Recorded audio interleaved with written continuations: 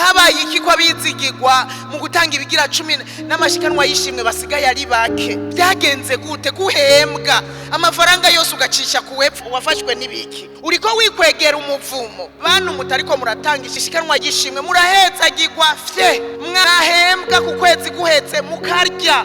Uwo muvumo murawuvumwe n'akazi kanyu. Abantu babizigirwa batangiye igira 10 basigaye ari bari kurushi, birababaje. Urakenyeye wishinge kurya gusa utazana mu nzu y'Imana, ejo umuntu akaguhezagira ugacisha ku wepfo.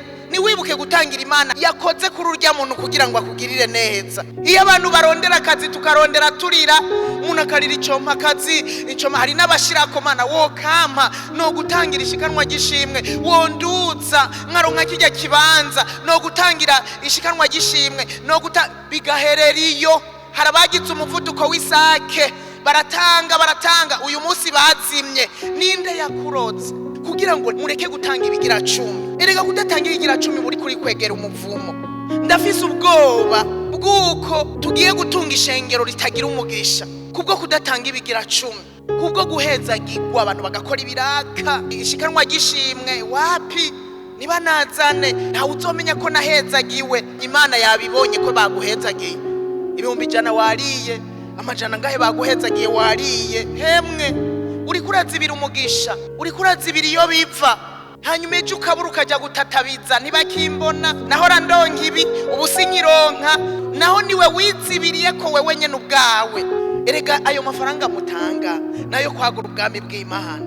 Burya rero iyo udatanze wewe nyene ubwawe uzumenye ngo hari igikorwa nahagaritse ko gikorwa, ibaze ureka gutanga umunsi uzoza ugasanga izo ntebe ntizihanagura. Ko mbona dutanga amahera kugira bahanagure, umunsi woza ugasanga iyitapi yuzuye ko ibyondo woca basigaye bari umwanda abantu bahana. Umunsi woza intebe idahanaguye impuzu yawe yera, ukaza wumva bakubwiye inyuma wacafuye.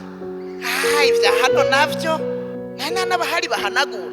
Aya mafaranga utanga niyo duhanagurisha intebe, aya mafaranga utanga niyo tuhanagurisha aya matapi nubone ngo asuku.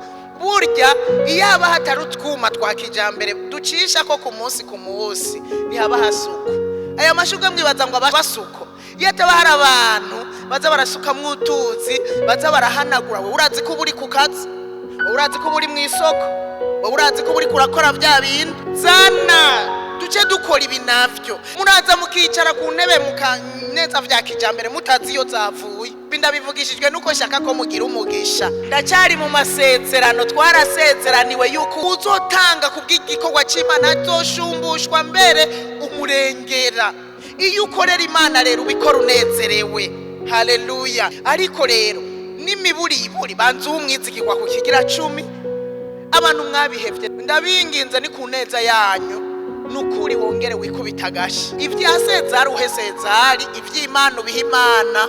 Aho ni kuneza yawe n'iy'abana bawe, ni kuneza yawe n'iy'ubugingo bwawe. Ni wankiritse ubugingo bwawe kubwo kudashitsa ico Imana igusaba gushitsa.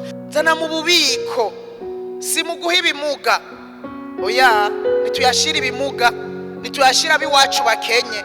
Ikigira 10 urakizana mu bubiko, abandi ugacubaha kuri yayandi. Kandi kubera Imana ari umwizigirwa ikikugwiriza, nuzohavuga umubona ngo ninabaha arahera bahe. Hanyuma here igucuncuburireko umugisha wayo irawufise ikwiriye. Sanze Imana iri mu ruhande rwacu,